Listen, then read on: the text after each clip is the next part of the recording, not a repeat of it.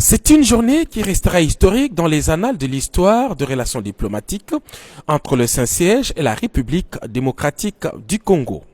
Accueilli dans la cour pontificale de Saint-Damas par le préfet de la maison pontificale, le chef de l'État, Félix-Antoine Tshisekedi Tshilombo et sa suite, ont traversé les compartiments par une procession d'honneur, comme le veut la tradition vaticane.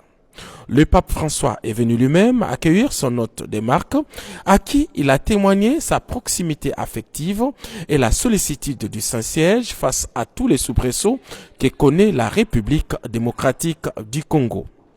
Le pape François et le président Félix-Antoine Tshisekedi Tshilombo ont passé 30 minutes de tête-à-tête, délai maximal accordé aux personnalités des hauts rangs.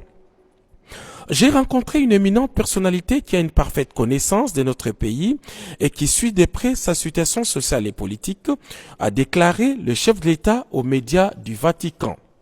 Aussi a-t-il renchéri avoir formulé de manière officielle l'invitation du pape François à visiter la République démocratique du Congo en 2021, année où le président Félix-Antoine Tshisekedi Tshilombo va prendre la présidence de l'Union africaine. Le Saint-Père s'est montré très favorable à cette invitation et attend de communier avec la communauté chrétienne catholique de la République démocratique du Congo. Au cours de cette audience, le président de la République a félicité le Saint-Père pour ses efforts qu'il ne cesse d'entreprendre pour le retour de la paix en RDC.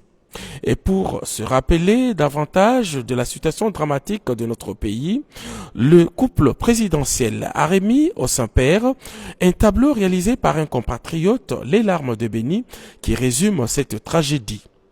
L'autre moment fort de cette visite papale aura été l'échange des instruments de ratification de l'accord cadre signé entre le Vatican et la République démocratique du Congo au bureau du secrétaire d'État du Vatican en présence du président de la conférence épiscopale nationale du Congo, Monseigneur Marcel Outembi.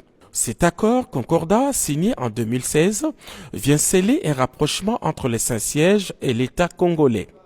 Le chef de l'État a terminé son séjour par la visite du musée du Vatican. Toute l'histoire séculaire de ces lieux saints lui a été restituée, un moment inoubliable pour le couple présidentiel de la RDC de découvrir la mythique chapelle Sixtine.